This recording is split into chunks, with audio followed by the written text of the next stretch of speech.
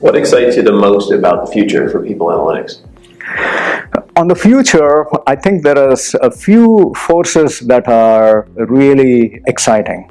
One is that we now have, through AI and ML, the capability with these large language models that are going to help us decipher and understand and derive more meaning from non-quantitative data. There's a lot of qualitative work that is done in the people space, and there's a lot of information that we have collected in text and emails and so on. And I think there's a lot more value that we could derive from that. So I think there is like a part of people analytics that is going to use these new forms of data and have more insight. So that is one part of it. The second part is that I think you will have the opportunity to have much more personalization around these products. So a lot of analytics right now is done on large data sets, and therefore you're trying to think about what is statistically significant for a group of people. But each of us is different in our own ways, and we each might have a different inclination toward what makes us more productive, when we learn best, when we collaborate best, and so on, depending on our personality traits, depending on our starting set of skills, and so on.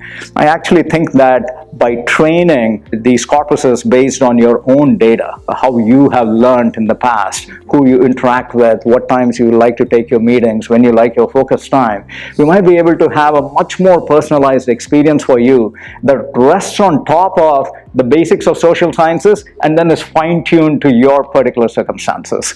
That I think is a great opportunity. And that leads me to sort of a third area, which is really about the productization of people analytics. And I think today a lot of insights sort of end in PowerPoint slides or my favorite, Google Slides, but still, that is where they end.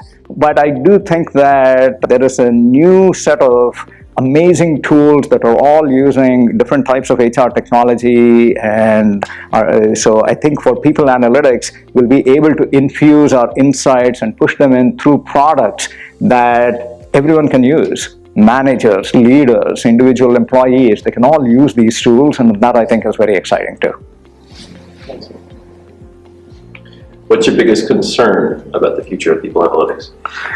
There's a lot of talk about how we want to do and deploy AI, ML tools ethically and responsibly, and that we want to make sure that we are compliant with regulations, new ones that might be coming around as well as existing ones.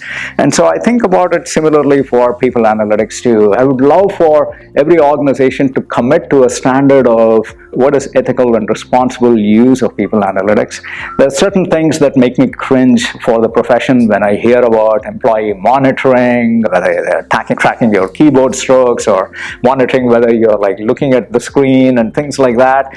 Those are all the things that corrode trust and certainly don't build confidence that the organization and the employee are working together, right? And so those are the kinds of things that I think put the profession in like a bad place. And so I would hope that by adopting better ethical standards about how people's data and privacy are protected and how information is used responsibly to help them, not to control them, not to manage them, but to help them and empower them, that is what I would look for. In this series, we will be speaking to a range of senior leaders who are pushing a data-driven and digital HR agenda.